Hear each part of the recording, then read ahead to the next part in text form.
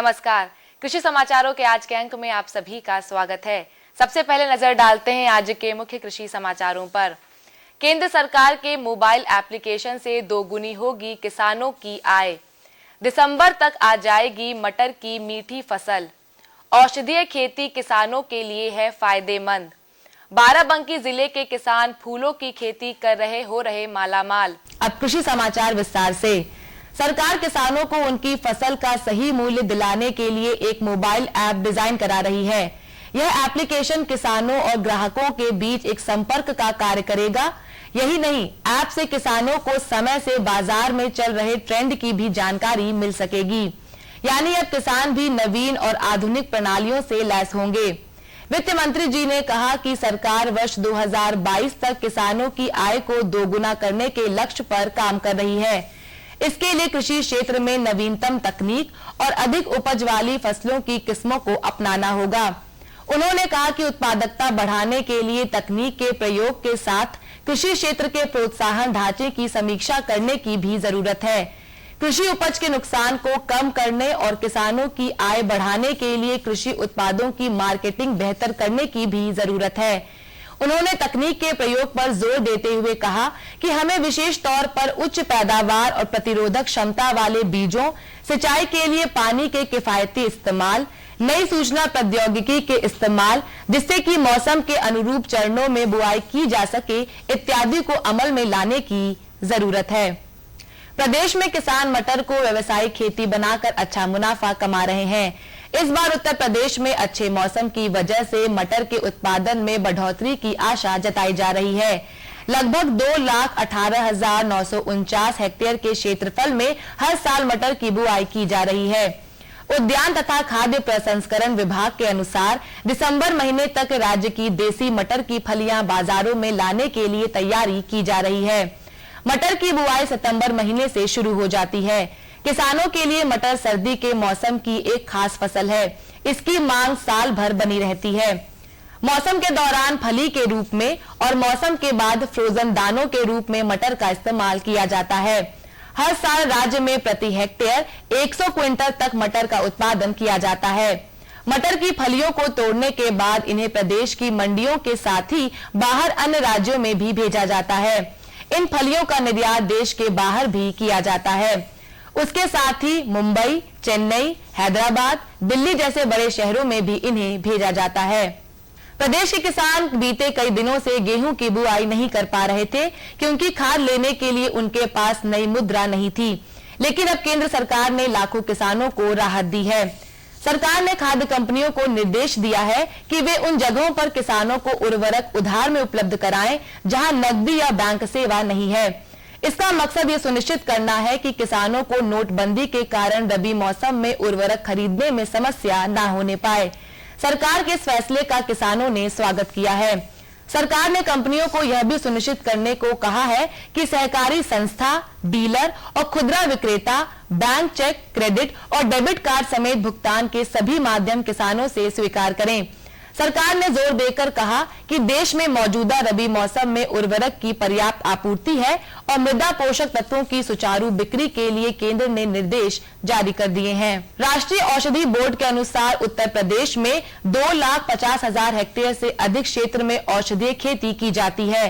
प्रदेश के गाजीपुर, सीतापुर, बाराबंकी, कन्नौज, अलीगढ़, सोनभद्र और मिर्जापुर जिलों में औषधीय खेती बड़े पैमाने में की जाती है। जानकारी के मुताबिक उत्तर प्रदेश में औषधीय पौधों का व्यापार प्रति वर्ष 5,000 करोड़ रुपयों का है। भारत में 6,000 से भी ज्यादा किस्मों के औषधीय पौधे पाए जाते हैं। भारत में औषधीय उत्पादों का वैश्विक निर्यात 10,000 करोड़ रुपयों से अधिक होता है। इन खासियतों को देखते हुए अगर किसान भाई औषधीय फसलों की खेती करना चाहते हैं तो उनके लिए आर्टिमिशिया की खेती अच्छा विकल्प साबित हो सकता है। बाराबंकी जिले के कई किसान फूलों की खेती कर रहे हैं। फूलों की खेती से हर साल यह किसान लाखों कमाते हैं। पिछले 15 साल से ग्लैडियोलस, जाफरी और गुलाब जैसे फूलों की खेती कर रहे यह किसान फूलों की खेती को बाकी पारंपरिक फसलों से ज्यादा असरदार मानते हैं। ये किसान ग्लैडियोलस, गुलाब, गेंदा जैसे कई फूलों की खेती करते हैं। इनका कहना है कि सबसे बढ़िया कमाई ग्लैडियोलस से होती है, क्योंकि यह 5 माह में तैयार हो जाता है और एक बार की फसल में 2 से 3 लाख तक की कमाई हो जाती है।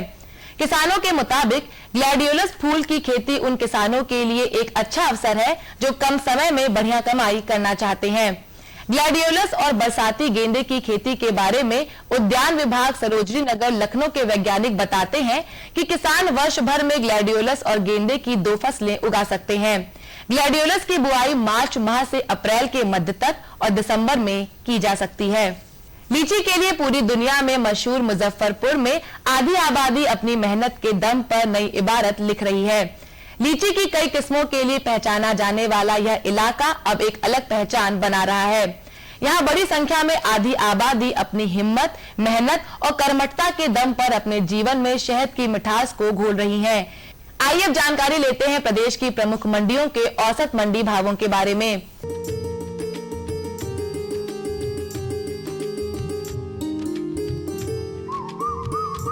सबसे पहले बात करते हैं गेहूं के औसत भावों की। फैजाबाद की मंडी में 1790 रुपए, लखीमपुर की मंडी में 1750 रुपए, जालौन की मंडी में 1801 रुपए और इलाहाबाद की मंडी में 1920 रुपए प्रति क्विंटल रहा।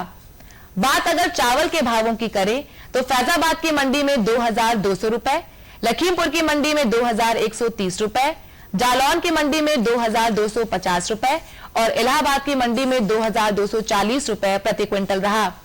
अगर सरसों के भावों पर नजर डालें तो फैजाबाद की मंडी में 4100 रुपए, लखीमपुर की मंडी में 4315 रुपए, जालौन की मंडी में 4400 रुपए और इलाहाबाद की मंडी में 4060 रुपए प्रति क्विंटल रहा। आलू की कीमतों पर नजर डालें तो फैजाबाद की मंडी में 750 रुपए, लखीमपुर की मंडी में 1210 रुपए, जालौन की मंडी में 980 रुपए और इलाहाबाद की मंडी में 1120 रुपए प्रति क्विंटल रहा। अब एक नजर टमाटर की कीमतों पर भी। फैजाबाद की मंडी में 1000 रुपए, लखीमपुर की मंडी में भी 1000 रुपए, जालौन की मंडी में 700 रुपए और इलाहाबाद की मंडी में 1220 रुपए प्रति क्विंटल रहा। तो किसान भाइयों, ये थे आज के कृषि समाचार और औसत मंडी भाव। अगले अंक में हम कुछ जानकारियों के साथ फिर उपस्थित होंगे। तब तक के लिए हमें दीजिए अनुमति। नमस्कार। मेरे साथ बोलो ए बी। अरे नादान, बच्चे को एबीसी सिखा रहा है। अरे काम धंधे की एबीसी तू कब सीखेगा? ये देख विज्ञापन। तेरे जैसे कृषि विज्ञान सीखे हुए युवाओं के लिए भारत सरकार के कृषि मंत्रालय ने एक योजना बनाई है, ACABC। ACABC? जी हाँ, ACABC यानी एग्री क्लिनिक्स और एग्री बिजनेस सेंटर। इसके तहत कृषि विज्ञान पढ़े युवाओं का चयन होने पर उन्हें मुफ्त ट्रेनिंग दी जाती है और हाँ, अपना कारोबार चलाने के लिए बैंक से लोन भी मिलता है। इसके साथ ही अगर युवा अपने इलाके के किसानों की खुशहाली के लिए उन्हें खेती बाड़ी व अपने कारोबार से जुड़ी लाभदायक जानकारी देते रहेंगे तो उन्हें लोन पर 36 से 44% तक की सब्सिडी भी मिलेगी। तब तो मैं जरूर सीखूंगा काम धंधे की ABC।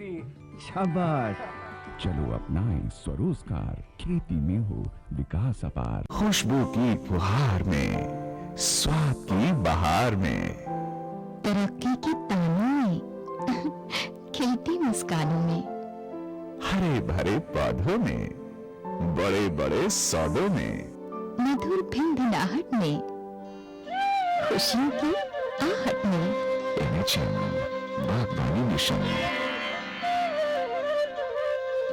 हमारी चाहत, आपकी मुस्कुराहट।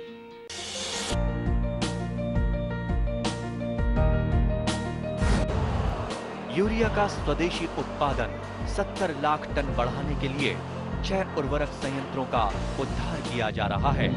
FCIL के गोरखपुर, सिंदरी, तलचर और रामागुंडम संयंत्र, HFCL की बरौनी इकाई और BVFCL की नामरू फोर्थ। सोने पर सुहागा ये है कि देश में अब बनेगा सिर्फ नीम लेपित यूरिया, क्योंकि इससे होगा किसानों का फायदा ही फायदा।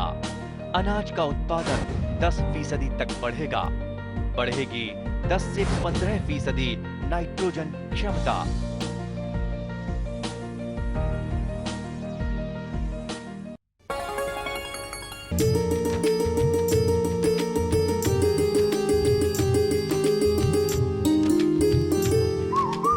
किसान भाइयों नमस्कार।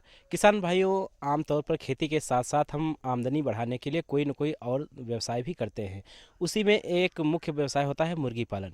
लेकिन मुर्गी पालन में अगर हम कड़कनाथ प्रजाति की मुर्गी का पालन करते हैं या इस प्रजाति को अपनाते हैं तो निश्चित रूप से हमें मुनाफा अच्छा होता है, बाजार में इनकी अच्छी मांग है और इनसे उत्पादन भी अच्छा मिलता है।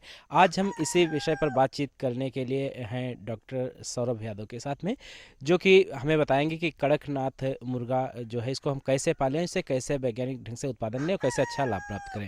डॉक्टर साहब, सबसे पहले हम जानना चाहेंगे कि जो कड़कनाथ मुर्गा की प्रजाति है इसको किसान भाई क्यों पालें?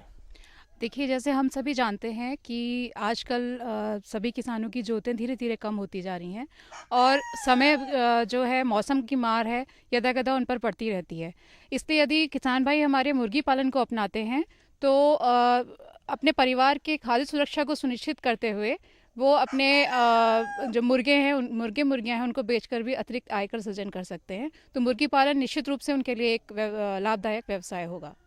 डॉक्टर साहब, हम जानना चाहेंगे आपसे कि मुर्गी पालन तो प्रायः सभी करते हैं, लेकिन ये कड़कनाथ प्रजाति का मुर्गा है या मुर्गी है जिसके बारे में बहुत कम लोग जानते हैं, तो ये अन्य प्रजातियों से किस तरह से अलग है? कड़कनाथ प्रजाति एक काले रंग के मुर्गी की प्रजाति है, जो कि हमारे देश की इंडिजिनस ब्रीड है, देसी ब्रीड है। इसका जैसा कि इसका रंग ऊपर से काला है, अंदर तक इसका हर एक अंग, इसका खून सब कुछ काला होता है। साथ में ही इसका खून है वो होम्योपैथिक मेडिसिन में भी इस्तेमाल किया जाता है और इसके औषधीय गुण हैं। बेसिकली ये प्रजाति आपके मध्य प्रदेश के जबलपुर क्षेत्र से आती है। वहाँ के आसपास के जो आदिवासी जन हैं वो इसके खून को सुखा करके बहुत सारी जो बीमारियाँ हैं उनमें इसका इस्तेमाल करते हैं। डॉक्टर साहब, हम आपसे जानना चाहेंगे कि जो कड़कनाथ मुर्गे की प्रजाति है इसका मांस उत्पादन कैसा है अन्य मुर्गियों की अपेक्षा? क्योंकि ये इंडिजिनस ब्रीड है, देसी ब्रीड है, तो हमें इसके खान पान का बहुत ज़्यादा विशेष ध्यान नहीं रखना होता। जैसा कि हमें कमर्शियल लेवल पर अगर हम मुर्गी पालन करते हैं तो हमें उन मुर्गियों के बहुत ज़्यादा उनमें बीमारियाँ होती हैं, बहुत ज़्यादा उसकी हमें केयर करनी पड़ती है, खान पान का विशेष ध्यान रखना होता है। लेकिन कड़कनाथ मुर्गी क्योंकि हमारे देसी ब्रीड है तो इसके खान पान की हमें इतनी चिंता करने की आवश्यकता नहीं होती। मीट का जो उत्पादन है वो अन्य मुर्गों के अपेक्षा देसी ब्रीड में भी जो अन्य अशील और वनराजा वैरायटी है हमारी, उससे भी ये पाया गया है कि कड़कनाथ का मीट गेन जो है बहुत जल्दी बहुत तेज़ी से बढ़ता है। यहाँ तक कि आप इसको अंडे के लिए थोड़ी मात्रा में पाल सकते हैं। ये ब्रीड जो है साल में 110 अंडे तक देती है। डॉक्टर साहब, हम जानना चाहेंगे कि अगर किसान भाई ये प्रजाति पालना चाहते हैं तो इसके लिए कहाँ से इसको प्राप्त करें, क्योंकि थोड़ी नई चीज़ है, अभी किसानों के बीच में उतना पहुंची नहीं है, तो इसको कहाँ से प्राप्त करें, इनके बच्चे कैसे प्राप्त करें? इनके चूजे प्राप्त करने के लिए आप कृषि विज्ञान केंद्र कटिया सीतापुर से संपर्क कर सकते हैं। साथ ही हमारा केंद्रीय पक्षी अनुसंधान संस्थान इज्जत नगर बेंगलोर और भुवनेश्वर में स्थित है, वहाँ से भी ये कड़कनाथ की प्रजाति आप प्राप्त कर सकते हैं। डॉक्टर साहब, एक सवाल और कि अगर इनको हम पालते हैं तो इनके बाड़े की व्यवस्था किस तरह से करनी है, इनका आवास किस तरह से बनाना है कि ये अच्छा उत्पादन दे? जैसा कि ये देसी ब्रीड है, कमर्शियल मुर्गी पालन के हिसाब से तो हमें बहुत कम खर्चे में जो हमारे पास आसपास हमारे रिसोर्सेज अवेलेबल हैं, आप थोड़ा सा इनको बस जगह को घेर देना है जिससे कि ये आपके घर से बाहर ना भाग पाएँ। बाकी आपको बहुत ज़्यादा इनके लिए केयर करने की ज़रूरत नहीं है। चुंगड़े वाली प्रजाति है, इनको थोड़ा सा स्पेस चाहिए घूमने फिरने के लिए। और बाड़ा जो आप बनाएंगे वो आपको एक मुर्गी के हिसाब से आपको 100 फीट की जगह छोड़नी है। जैसे अगर आप 10 से 100 मुर्गी आप आराम से पाल सकते हैं। इसमें ज़्यादा करने की हम सलाह नहीं देंगे, एक बड़े लेवल पे आप इन्हें ना करें क्योंकि उनको फिर मैनेज करना मुश्किल हो जाएगा। डॉक्टर साहब, अगर कोई किसान इसको पालता है या छोटे स्तर पर अपने घर या दरवाजे पे अगल बगल पालता है तो इनके चारे पानी की व्यवस्था कैसे करें, कैसे इनका दाना पानी व्यवस्थित रखें जिससे अच्छा उत्पादन हो? जैसे मैंने बताया कि ये चुगने वाली प्रजाति है, अपने आप ही ये कीड़े मकोड़े आसपास से घास, हरा चारा इत्यादि खाती रहती है। लेकिन क्योंकि हम इसे लाभ पाने के लिए कर रहे हैं तो ये अच्छा होगा कि हम इनको अतिरिक्त जो हमारे मोटे अनाज के दाने हैं दाना बना कर दे सकते हैं, जैसे ज्वार, बाजरा, मक्का इत्यादि। पर एक चीज़ का ध्यान रखें, आप इन्हें गेहूँ ज़्यादा ना दें क्योंकि इनका पाचन सिस्टम ऐसा है कि वो गेहूँ को ज़्यादा नहीं पचा पाता। दूसरी एक चीज़ का ध्यान रखेंगे, जो ज़्यादा रेशे वाले अनाज हैं जैसे जौ या जई, उसको भी आप बिल्कुल इनको नहीं देंगे। इसके साथ ही आप बरसिम सूखा या हरा आप इनको दे सकते हैं जो कि इनकी प्रोटीन की मात्रा को बहुत तेज़ी से बढ़ाता है, इनके बॉडी वेट को बहुत तेज़ी से आगे बढ़ाता है। डॉक्टर साहब, कई बार ऐसा होता है कि जब मुर्गी पालक मुर्गी पालता है तो कुछ ऐसी बीमारियां लग जाती हैं जो मुर्गियों को बहुत नुकसान करती हैं और इससे मुर्गी पालक को भी बहुत नुकसान हो जाता है। तो क्या कड़कनाथ प्रजाति को अगर कोई किसान पाल रहा है तो उसमें कुछ बीमारियां लगने की संभावना है? अगर लगती हैं तो उसे कैसे वो संभाले, कैसे रोके उन बीमारियों को? वैसे तो बहुत कम बीमारियां इनको लगती हैं क्योंकि ये देसी ब्रीड है, बहुत ज़्यादा बीमारी इनको नहीं लगती। लेकिन 2 बीमारियां हैं जो इनको भी प्रकोप लाती हैं। पहली बीमारी है रानीखेत। रानीखेत डिजीज़ में आपका मुर्गा जो है एक तरफ को गर्दन झुका लेता है और 24 से 48 घंटे के बीच में ही इसकी मौत हो जाती है। तो ये बहुत ही खतरनाक बीमारी है। दूसरी है गम्बोरा। गम्बोरा बीमारी में मुर्गे को फीवर होता है, थोड़ा उसका जो चलना फिरना है वो कम हो जाता है। ये बीमारी इतनी घातक नहीं है, इसको वैक्सीन से आप वैक्सीन लगा करके सुरक्षित कर सकते हैं मुर्गों को, लेकिन ये थोड़ा सा इसका इलाज महंगा पड़ता है। रानीखेत फर्स्ट और सेकंड जो डिजीज़ है आपकी, उससे बचाव के लिए जब आपका चूज़ा पैदा होता है तो 7 से 12 दिन के अंदर उसको वैक्सीन दीजिए और दूसरी वैक्सीन जो है आपको 7 हफ्ते के भीतर देनी है। गम्बोरा के लिए आपको 15 दिन के भीतर चूज़े के पैदा होने के उनको वैक्सीनेशन करना है।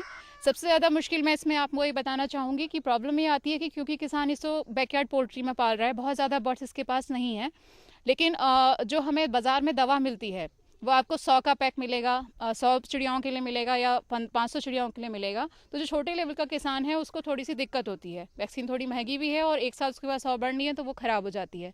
तो हमारी सलाह ये रहेगी कि जहाँ पे भी आप बैकयार्ड पोल्ट्री करें, एक गाँव में करें तो समूह में करें, जिससे कि आप वैक्सीन एक साथ लेके आएँ तो सभी को वैक्सीनेशन हो जाए। जी, बहुत बढ़िया बात आपने डॉक्टर साहब बताई। डॉक्टर साहब, एक समस्या आती है बदलते मौसम की। जब हम गर्मियों से बरसात की तरफ बढ़ते हैं, बरसात से जाड़े की तरफ बढ़ते हैं, उस समय बीमारियों का आक्रमण ज़्यादा होता है। तो इन मौसम के बदलाव में इनको हम कैसे सुरक्षित रखें, उसके लिए क्या करें? देखिए, बरसात में जैसे सभी जानवरों के लिए ध्यान रखना है, तो हमारी मुर्गियों के लिए भी यही ध्यान रखना है कि इनका बिछावन गीला ना हो और जहाँ ये शेड में रह रही हैं गीला, इनको सीधे गीलेपन से हमको पानी से इनको बचाना है। वैसे तो ये अपने को सुरक्षित कर लेती हैं, लेकिन फिर भी क्योंकि हम इन्हें एक कन्फाइंड एरिया में पाल रहे हैं तो हमारा फ़र्ज़ बनता है कि इनके शेड को हम अच्छे से बनाएं जिससे पानी से बचें। ऐसे ही इनको अत्यधिक गर्मी और ठंड से भी हमें बचाना होगा। उसके लिए हम जो गीले टाट के बोरे हैं उनका इस्तेमाल करके उनको घेर के बाड़े को घेर कर हम इससे बचा सकते हैं। दूसरी चीज़ है बिछावन जो है वो बहुत ज़्यादा गीली ना हो, बीट जो कर रहे हैं उसकी साफ़ सफाई का बहुत ज़्यादा ध्यान दें, तो इससे हम उनकी सुरक्षा कर सकते हैं, अन्य बीमारियों से हम उनको बचा सकते हैं। डॉक्टर साहब, जब हम कोई पालन करते हैं, चाहे मुर्गी पालन करें चाहे पशुपालन करें, तो सबसे ज़्यादा देखभाल हमें जो छोटे बच्चे होते हैं उनकी करनी होती है। तो ये जो कड़कनाथ प्रजाति का मुर्गा है, इसको अगर हम पालते हैं, मुर्गी है इसको हम पालते हैं, तो इनके जो छोटे बच्चे होते हैं उनकी देखभाल में हम क्या खास बातें ध्यान रखें? जो बड़े मुर्गियों के लिए है वही छोटे चूज़ों के लिए भी हमें ध्यान रखना है। चूज़ों को जैसे ठंड नहीं लगनी चाहिए, बहुत ज़्यादा गर्मी नहीं लगनी चाहिए, तो ठंड से बचाने के लिए हम बोरों का इस्तेमाल करें, ढक लें और बिछावन ज़रूर नीचे रखें। धान की भूसी है, आपकी भूसा है गेहूं का, उसका बिछावन हम ज़रूर रखें जिससे कि उनको डायरेक्टली ठंड ना लगे। गर्मी से बचाने के लिए भी गीले बोरों का हम इस्तेमाल कर सकते हैं जिससे कि चूज़े बचें। सबसे ज़्यादा महत्वपूर्ण है आप उनको वैक्सीनेशन टाइम पे देना है।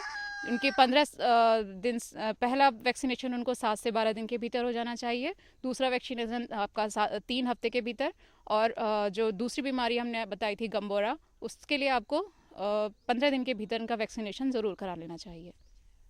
डॉक्टर साहब, कई बार हमारे किसान भाई करना चाहते हैं मुर्गी पालन, खास करके कड़कनाथ मुर्गा जरूर पालेंगे क्योंकि बहुत सारे हमारे किसान भाई देख रहे हैं, लेकिन इनके लिए ज़रूरत होती है कुछ पूंजी की और कुछ प्रशिक्षण की। तो क्या कोई प्रशिक्षण कार्यक्रम कहीं से चलाया जा रहा है या आपकी तरफ से चलाया जा रहा है या फिर कहीं से कोई अनुदान इनको मिल जाएगा, ऐसा कुछ है?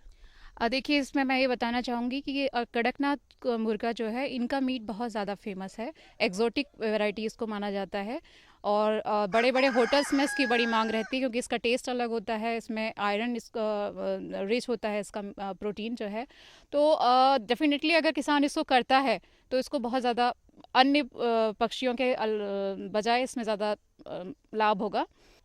अनुदान की बात जहाँ तक है, पशुपालन विभाग, कृषि विभाग या आत्मा के अंतर्गत कभी कभी योजनाएं आती हैं तो उसका लाभ ले सकते हैं। और प्रशिक्षण के लिए आप केंद्रीय पक्षी अनुसंधान संस्थान बरेली, आइजत नगर बरेली, या फिर उनके ही सेंटर हैं बेंगलोर, भुवनेश्वर में प्रशिक्षण प्राप्त कर सकते हैं। साथ ही कृषि विज्ञान केंद्र भी 7 से 15 दिन के प्रशिक्षण आपको बैकयार्ड पोल्ट्री पर देता है, जिसमें आपको साइंटिफिक तरीके से किस तरह से आपको बर्ड्स को रखना है, कैसे उनकी सुरक्षा करनी है, कैसे रोगों की रोकथाम करनी है, इस पर आपको जानकारी आराम से उपलब्ध हो जाएगी। डॉक्टर साहब, चलते चलते हम आपसे पूछना चाहेंगे कि अगर कोई किसान भाई कड़कनाथ मुर्गी पालन करता है, मुर्गा पालता है, तो उसके लिए उसे कौन सी खास बातें ऐसी हैं जो ज़रूर उसे ध्यान रखना है और कौन सी चीज़ों से बचना है?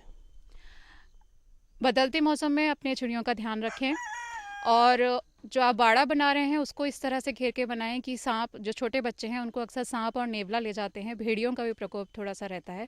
वैसे तो ये खुद भी लड़ाकू प्रजाति है, अपना सुरक्षा खुद कर लेती है, लेकिन फिर भी हम बाड़ों को इस तरह बनाएं कि बाहर के जीव जंतुओं से हम इनको बचा सकें।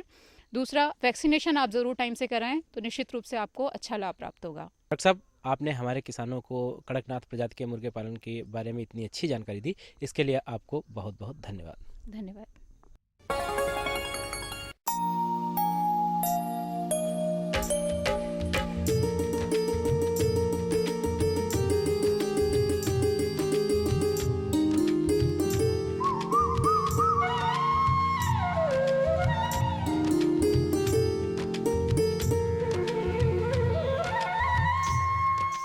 नमस्कार।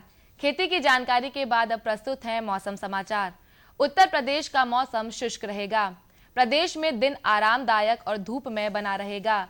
सुबह का मौसम सुहावना होगा, लेकिन धूप निकलने के पहले प्रदेश के कुछ स्थानों पर धुंध छाए रहने के आसार हैं।